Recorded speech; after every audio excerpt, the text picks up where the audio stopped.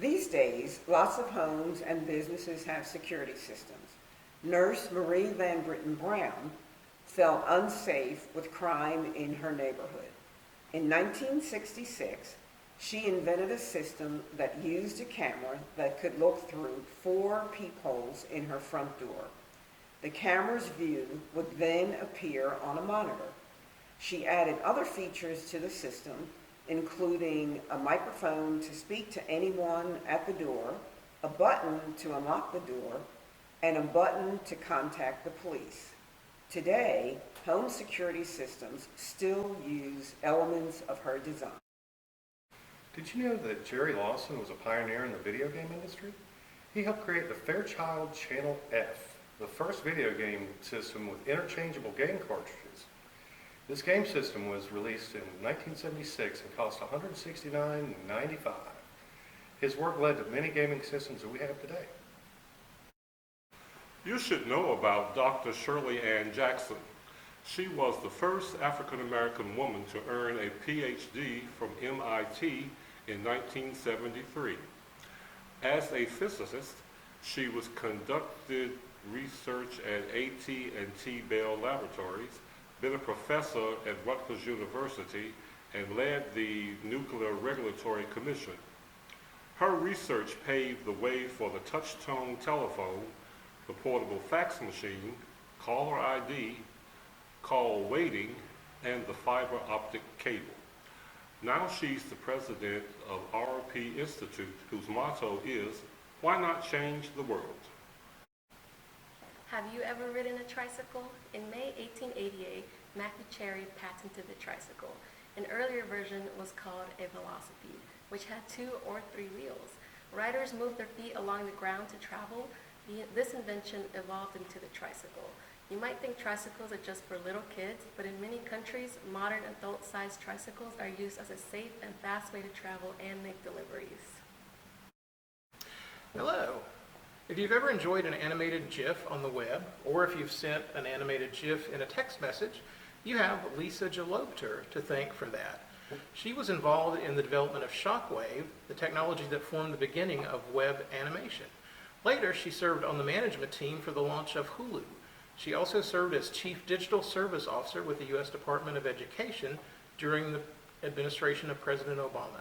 So next time you look up a cat GIF or any GIF on the web, think of Lisa Gillupter. On a hot summer day, nothing is more fun than some cool water games. Inventor Lonnie Johnson gave us the most famous water toy of all, the Super Soaker. He wasn't a toy maker though.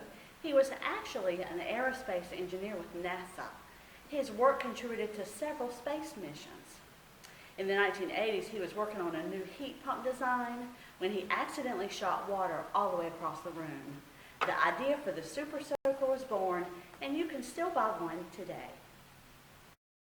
Traveling to a new place? You might need a GPS to help you find the way. You can have one that you take in your car and you put on your windshield, or a lot of people have them on their phones now. Mathematician Gladys May West processed data from satellites to help determine their exact location and worked on the science that measures the size and shape of Earth. Her calculations and computer programming led to the development of the GPS. In 2019, she was inducted into the Air Force Hall of Fame. In the early days of computers, PCs were slow and screens had no color. Mark Dean changed all of that. He was a chief engineer at IBM in the 1980s, with the team that created the first IBM PC. He worked to develop the color monitor and the first gigahertz processor in 1999, which allowed for faster speeds. With a colleague, he also invented the first modern peripherals that allow us to plug in speakers, drives, scanners, and printers.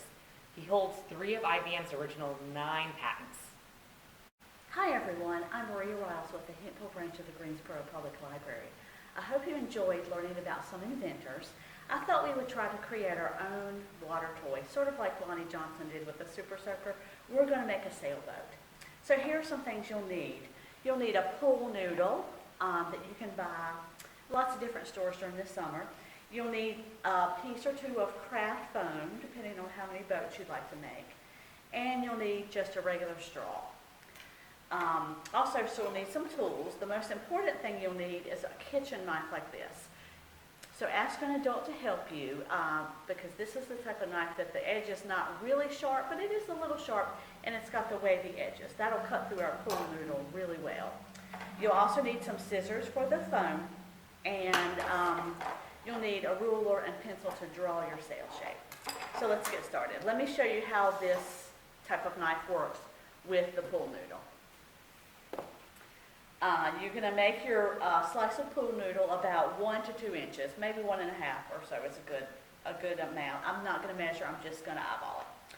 So pick my distance and just slice through the pool noodle. There you go. All right. So that will be the base of your sailboat, and then you're going to pick some craft foam to draw your design for your sail. So we're going to start with a triangle shape. That's the easiest one to start with. So I'm just going to make an approximate measurement. I don't want it to be too tall. You can see I made 2 samples. This one is a little bit shorter and wider. This one is taller and thinner. You pick what you like.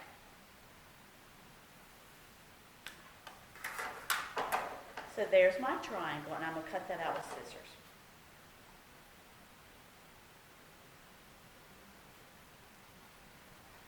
Again, ask an adult for help with this step if you need to. So now, I want to attach my straw to my sail. You can fold this over and cut some slits. I'm just going to use the edge of the scissors, sort of like a craft knife, and just make a slit right here, and one a little bit further up. Those are the openings for my straw, and I'm going to slide it in.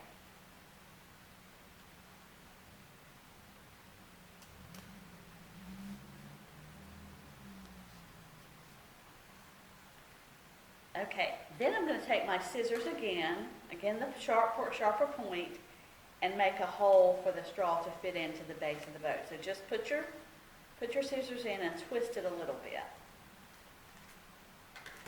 Now, let's see if it will float. Now, most scientists and inventors have to do experiments, and sometimes their first design does not work out. I'm going to put this in here and see how it floats, and then if we need to, we'll slide the sail up or down. We might trim the straw a little bit.